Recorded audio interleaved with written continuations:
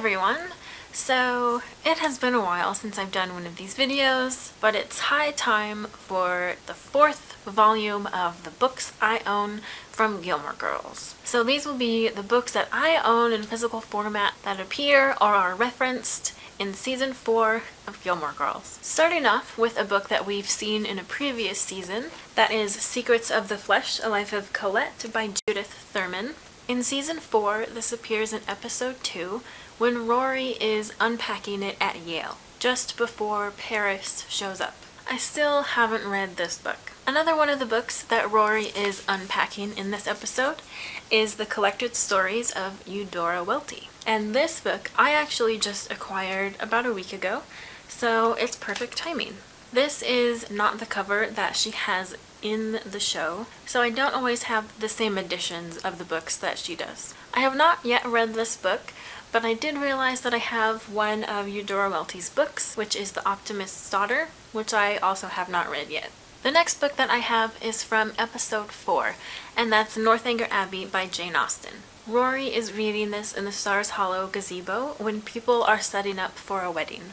This edition of the book comes from the heirloom box set of Jane Austen's works. I have read Northanger Abbey and I rated it 4 stars. I don't remember why it was 4 stars rather than 5 stars, but there you go. And next, in Episode 10, Wuthering Heights is one of the classics that Digger has on his shelves. Those of you who have been watching my channel for a while will know that Wuthering Heights is my #1 favorite book, and I've read it several times and rate it 5 stars. In Episode 16, Lorelai references Alice's Adventures in Wonderland. This happens when Lorelai sees Emily smoking, and Lorelai says she saw the White Rabbit and followed him down the hole. I have read both Alice in Wonderland and Through the Looking Glass, but I haven't read the other stories that are contained in this edition. In Episode 18, Richard III is referenced, which is a history of Shakespeare. Richard mentions Richard III when talking to Digger and his father about cigars and business. Also mentioned in this conversation is Macbeth, which is a tragedy of Shakespeare. I haven't read either of these Shakespeare plays yet. There are a few other books that I have read but don't own, and that includes Atonement by Ian McEwan, which I rated 5 stars. In Episode 3, Rory arrives early on purpose to her first class at Yale and reads this book. And then also later in the episode when Rory escapes the party, and both times she starts to read but has to put it down.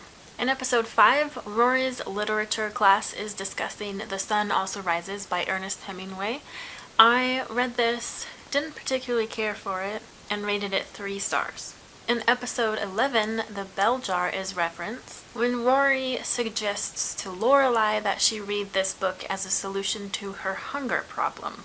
The Bell Jar, I liked okay. I think I would rate it 3 stars, though I gave it 4 when I originally read it. And I've also read Anna Karenina, which appears in Episode 12, when Luke tries to quote the first line of this book, which is about families, and it happens when Jess comes into town. I didn't end up liking Anna Karenina very much. It was kind of long, and parts of it were very boring, and I gave it 2 stars.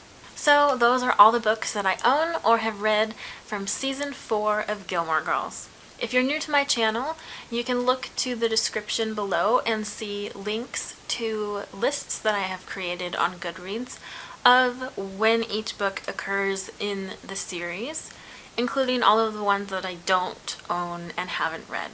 And if you look at my votes on the list, you can see the commentary of which episode and what scene the book is seen or referenced. So I hope that you have enjoyed this video, and I apologize that it's taken me so long to get out another one, but I will definitely continue on with the series. And when the new season comes out of Gilmore Girls on Netflix, I will definitely be watching, but I don't think I'm going to try to keep track of the books until the second time I watch it. And I have heard that all 3 previous love interests are returning, and if you know me, you know that I hope that something good happens with Jess. So, thanks for watching, and I'll see you guys later.